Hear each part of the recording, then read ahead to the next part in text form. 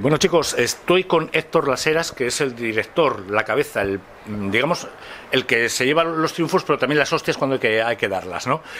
Que es el director de la Comet-Con. Y bueno, ya que tengo la oportunidad de tenerte aquí, quiero que me comentes un poquito cómo ha sido la vuelta, ¿eh? Porque después de 2 añitos así, como hemos estado a sueto, ¿cómo te has tomado la vuelta a dirigir y cómo se ha tomado la gente la vuelta a dirigir a la Comet-Con?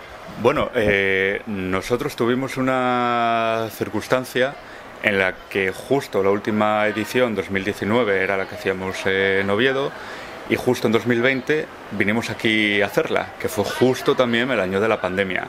Entonces esa primera edición de Gijón fue muy particular, en diferentes recintos, bueno, nada que ver. El año pasado, que seguíamos todavía en estado de COVID, ya logramos hacer el evento en la feria, donde estamos ahora, pero bueno, con un 50% menos de aforo, un control constante de colas, de accesos. Entonces es verdad que salió muy bien, fueron 17.000 asistentes en tiempos de pandemia, pero el ambiente, la gente, las colas, la comida cambia totalmente.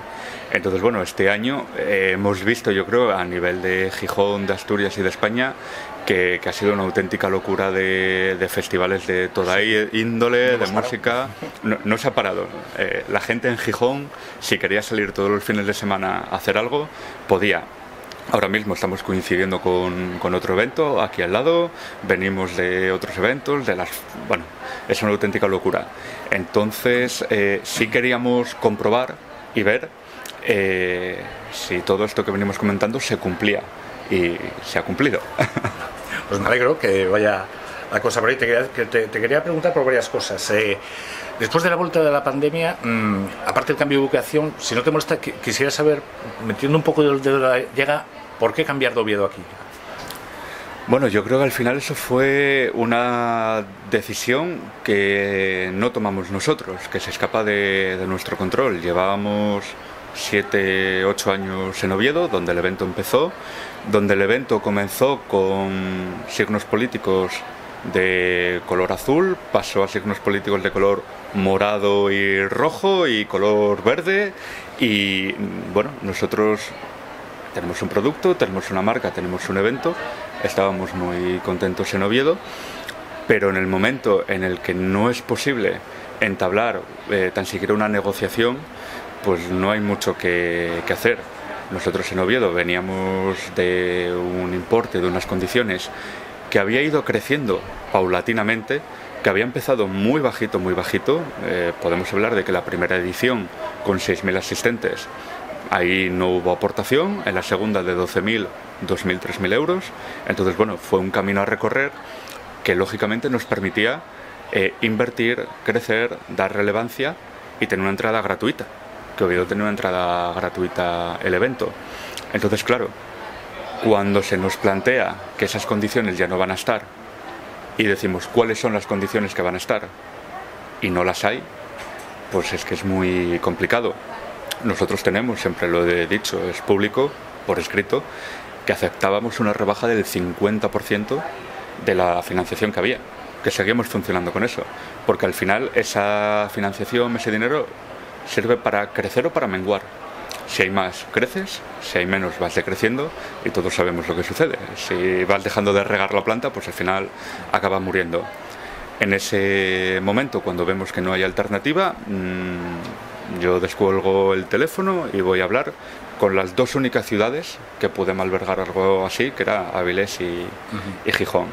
Avilés, por otros motivos, no tuvo la capacidad o los tiempos, y Gijón, pues bueno, fue rápido, fue inteligente y fue muy directo, y dijo: esto lo queremos que sea en septiembre, nos gusta el evento, y tampoco fue nada regalado. Quiero decir, esto se presentaron los dosieres, datos, métricas, impactos, asistencia pública, es decir, se demostró lo que se venía haciendo en Oviedo. Y aquí estamos. Así que... Bueno, lo que sí se agradece es que el cambio de recinto, al ser un recinto mucho mayor, digamos que hay más espacio para el esparcimiento. Eso sí que se agradece. Claro, claro. No te lo voy a negar, que yo ahora he venido en septiembre, que estamos en el veranín de San Lorenzo, que todavía aprieta un poquito el calor, pues sí se agradece que haya ese esparcimiento que antes sí que era un poquito más comprimido. Claro, al final siempre he dicho que es una cuestión terminológica. Cada uno podemos llamar a las cosas como queramos. Oviedo tiene un palacio de congresos y esto es un recinto ferial. Si la gente quiere cambiarle los nombres y decirlo, puede hacerlo. Pero en un palacio de congresos se pueden hacer unas cosas y en un recinto ferial otras. Y aquí aparte, pues bueno, hay un equipo técnico grandísimo, increíble, que depende de la cámara, personal técnico 24 horas conectado a través de WhatsApp, a través de teléfono, mantenimiento, personal, de todo. Entonces, esas son cosas que no son económicas, pero que dan una gran calidad y una gran tranquilidad a un organizador de eventos, y hay que valorarlo. Has comentado que bueno, que hay muchos eventos. Asturias, yo creo que yo siempre he dicho que cuanto más haya mejor, ¿no? Y yo creo que Asturias es una puntera en ese sentido, porque nosotros empezamos en julio y no paramos hasta finales de septiembre, y es que cada semana tienes algo. Estamos hablando de un festival que se refiere al ocio alternativo juvenil. Eso incluye videojuegos, incluye literatura, cosplay, cómic, arte, ilustración y música. Hay ciertos eventos que son de temática similar o que incluyen esa temática. Te puedo comentar el Metrópoli, por ejemplo, el Celsius, aunque el Celsius está dedicado más a la literatura, ¿no? Más que al cómic, una parte del cómic, pero es más la literatura. Las jornadas del cómic de Avilés, que las tenemos la semana que viene, que no paramos. La Semana Negra, que está dedicada a la novela negra, ¿no? Y en ese sentido yo quería preguntarte, ¿qué crees que aporta? ¿Cuál es la diferencia que aporta la Comic Con? Porque cada uno tiene que ser una seña de identidad que le marque la... A ver, todos comimos de aquí, claro, un poquito de este trozo de pastel, este trocito de pizza, quiero una carbonara, quiero una barbacoa, pero ¿cuál es la diferencia que aporta la Comic Con en concreto? Yo creo que sin duda... ¿Dónde ponías el énfasis? Sí, es la exclusividad. Hay eventos que tienen un poquito de todo, pero Comic Con es esto. No hay conciertos, no hay música, no hay barras de bebida, no hay nocturnidad. Es otro tipo de ocio muy diferente.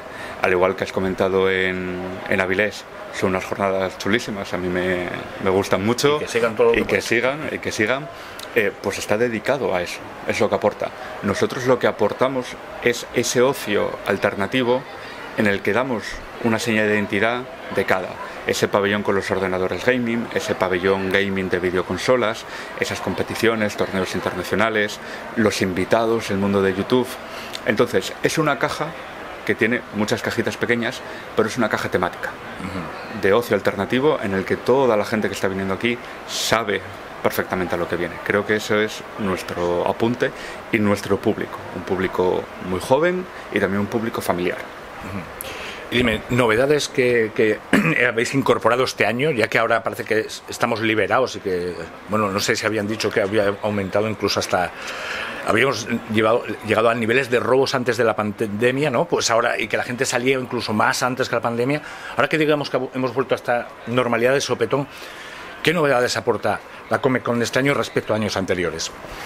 Bueno, pues en primer lugar, todo lo que perdimos con la pandemia, que era el tema de los invitados internacionales. Nosotros siempre nos hemos caracterizado por contar con 3, 4, 5 invitados internacionales, que en otras ediciones pues se podía, pero era tan complicado y tan arriesgado que no se podía hacer. Entonces, traer aquí a gente de Alemania, como Abaca, Diario de Umir, que viene de Italia, por ejemplo, pues hombre, es recuperar a todos esos fans que quieren materializar en físico a la gente que admiran.